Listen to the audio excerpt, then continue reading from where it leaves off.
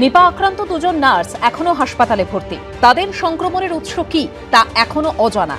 সেই উত্তর পেতেই বাদুড়ের সমীক্ষা শুরু হয়েছে, যেখানে বাদুড়ের নিপা ভাইরাস অ্যান্টিবডি পজিটিভ মিলেছে। অর্থাৎ ওই বাদুড়টির শরীরে আগে কোনো সময় নিপা ভাইরাসের অস্তিত্ব ছিল। সোমবার কেন্দ্রীয় বনমন্ত্রক, পুনের ন্যাশনাল ইনস্টিটিউট অফ ভাইরোলজির প্রতিনিধি এবং অন্যরা মিলে বাদুড়ের সমীক্ষা শুরু করেন। সূত্রের খবর, কলকাতা বসিরহাট রোড সংলগ্ন কুবেরপুর থেকে মোট 9টি বাদুড় ধরা হয়। সেগুলোর শরীর থেকে 3 রকম নমুনা পরীক্ষা করা হয়। সবকটির RT-PCR পরীক্ষার রিপোর্ট নেগেটিভ এলেও একটি বাদুড়ের অ্যান্টিবডি পজিটিভ আসে। বিশেষজ্ঞরা জানাচ্ছেন, ওই বাদুড়গুলোর শরীরে এখন আর নিপা ভাইরাসের অস্তিত্ব নেই। তবে বাদুড়ের সমীক্ষা এখন চলবে বলেই জানা গিয়েছে। নিপা আক্রান্ত চিকিৎসাধীন তরুণী নার্সের শারীরিক অবস্থা এখনো সংকটজনক। তিনি ভেন্টিলেশনেই আছেন। তবে মেল নার্সের শারীরিক অবস্থার উন্নতি হয়েছে। বিশেষজ্ঞরা মনে করছেন, আরও একবার RT-PCR পরীক্ষার রিপোর্ট নেগেটিভ এলে তাঁকে ছুটি দেওয়ার সিদ্ধান্ত নেওয়া যেতে পারে। এই দুই নার্সের সংস্পর্শে আসা লোকজনের যত নমুনা কল্যাণী এইমস এবং Beleghata national institute for research in bacterial ইনফেকশনে পাঠানো হয়েছিল, সব রিপোর্ট নেগেটিভ এসেছে। এদিকে নিপা ভাইরাসের বিষয়টা সামনে রেখে চিকিৎসক, নার্স ও স্বাস্থ্যকর্মীদের নিয়ে সোমবার একটা সেমিনারের আয়োজন করেছিল স্বাস্থ্য দপ্তরের institute of health and family welfare.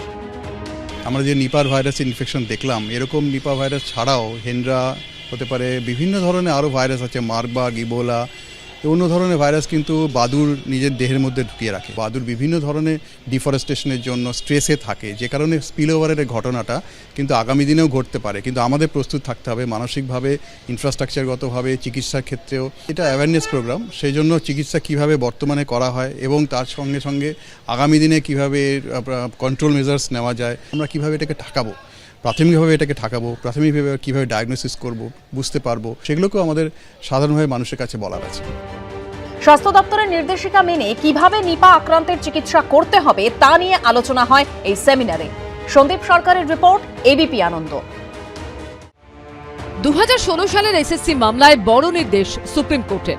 বয়সে ছাড় নিয়ে কলকাতা হাইকোর্টের নির্দেশে স্থগিতাদেশ দিল বিচারপতি সঞ্জয় কুমার এবং বিচারপতি কে বিনোদ চন্দ্রনের বেঞ্চ। সর্বোচ্চ আদালতের পর্যবেক্ষণ, শুধুমাত্র চাকরিরত, দাগি নন এমন বা আনটেন্টেড প্রার্থীদের ক্ষেত্রে প্রযোজ্য ছিল মূল মামলার রায়।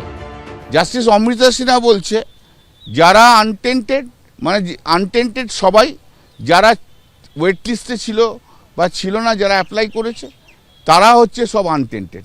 সেইটার তফাৎ আছে। সেইটাতে আমরা বলেছি যে না, এটা হয় না, তাহলে আমাদের 2,60,000 লোককে ডাকতে হবে। এখন সেটা তো হয় না, তা সেটাতে এখন স্টে করে দিয়েছে। 12 ডিসেম্বর 2016 SSCতে অংশগ্রহণকারী ওয়েটিং লিস্টে থাকা মামলাকারী চাকরি প্রার্থীদেরও ইন্টারভিউ নেওয়ার নির্দেশ দেয় কলকাতা হাইকোর্ট।